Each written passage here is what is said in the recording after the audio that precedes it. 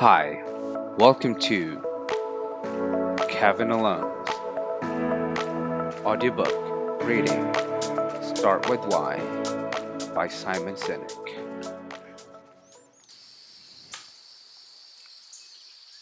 Part 2.10 The Right Order.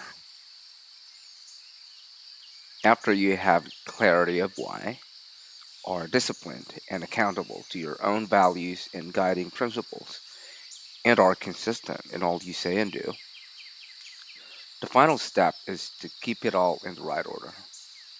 Just like that little Apple marketing example I used earlier. Simply changing the order of the information, starting with why, change the impact of the message. The what's are important. They provide the tangible proof of the why. But why must come first. The why provides the context for everything else, as you will see over and over in all the cases and examples in this book, whether in leadership, decision making, or communication. Starting with why has a profound and long lasting impact on the result.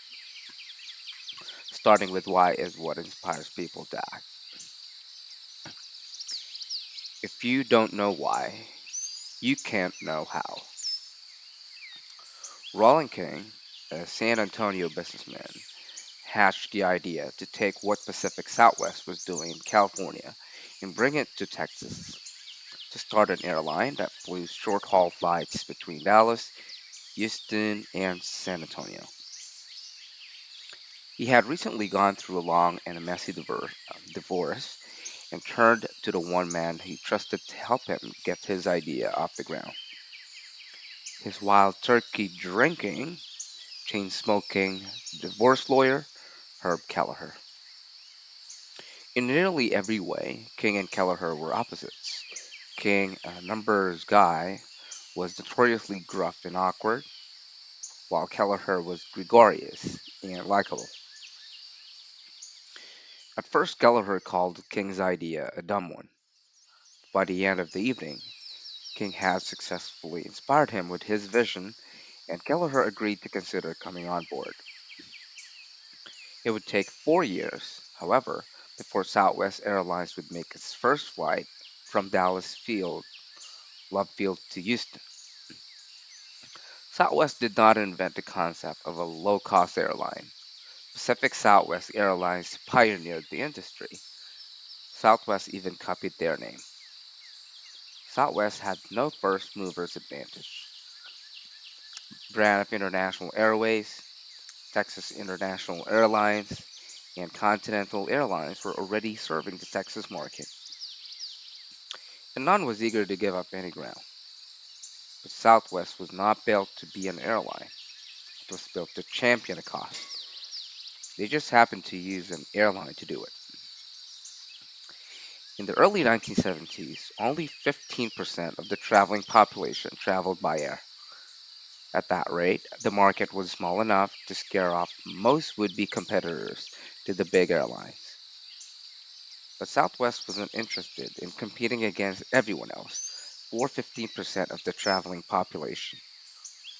Southwest cared about the other 85% back then. If you asked Southwest whom their competition was, they would have told you, we compete against the car and the bus. What they meant was, we're the champion for the common man. That was why they started the airline. That was their cause, their purpose, their reason for existing. How they went about building their company was not a strategy developed by a high priced management consultancy. It was in a collection of best practices that they saw other companies doing. Their guiding principles and values stemmed directly from their why and were more common sense than anything and anyone else. In the 1970s, air travel was expensive, and if Southwest was going to be the champion for the common man, they had to be cheap. It was an imperative. In a day and age when air travel was elitist, back then people wore ties on airplanes as a champion for the common man. Southwest had to be fun. It was an imperative. In a time when air travel was complicated, with different prices depending on when you booked, Southwest had to be simple. If they were to be accessible to the 85%, then simplicity was an imperative. At the time, Southwest had two price categories: nights or weekends and daytime. That was it. Cheap, fun, and simple. That's how they did it. That's how they worked to champion the cause of the common man. The result of their actions was made tangible in the things they said and did: their product, the people they hired, their culture, and their marketing. You're now free to move about the country, they said in their advertising. That's much more of a tagline. That's a cost. And it's a cost looking for followers. Those who could relate to Southwest, those who saw themselves as average Joes, now had an alternative to the big airlines. Those who believed what Southwest believed became firstly loyal to the company. They felt Southwest was a company that spoke directly to them and directly for them. More importantly, they felt that flying Southwest says something about who they were as people. The loyalty that developed with their customers had nothing to do with price. Price was simply one of the ways the airline brought their cause to life. Howard Putnam, one of the former presidents of Southwest, likes to tell a story of a senior executive of a large company who approached him after an event. The executive said he always flew one of the big airlines when he traveled on business. He had to, it was a company mandate.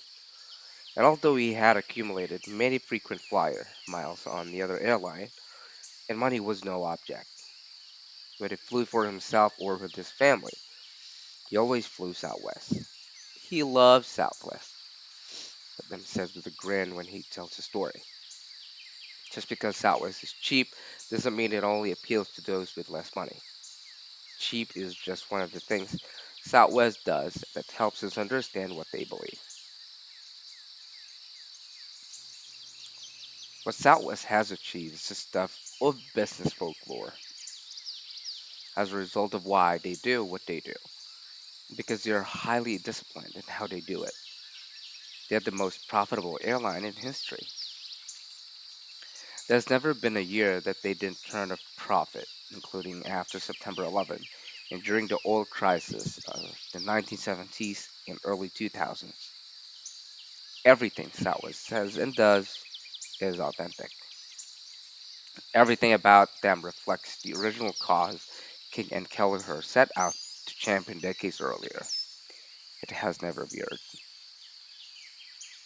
Fast forward about 30 years, United Airlines and Delta Airlines looked at the success of Southwest and decided they needed a low cost product to compete and share in Southwest's success. We got to get as one of those, they thought. In April 2003, Delta launched their low cost alternative, Song. Less than a year later, United launched TED.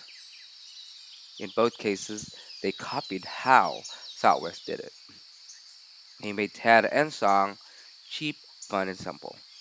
And for anyone who ever flew TED or Song, they were cheap, they were fun, and they were simple, but both failed. United and Delta were both old hands in the airline business, were every bit qualified to add whatever products they wanted to adapt to market conditions or seize opportunities.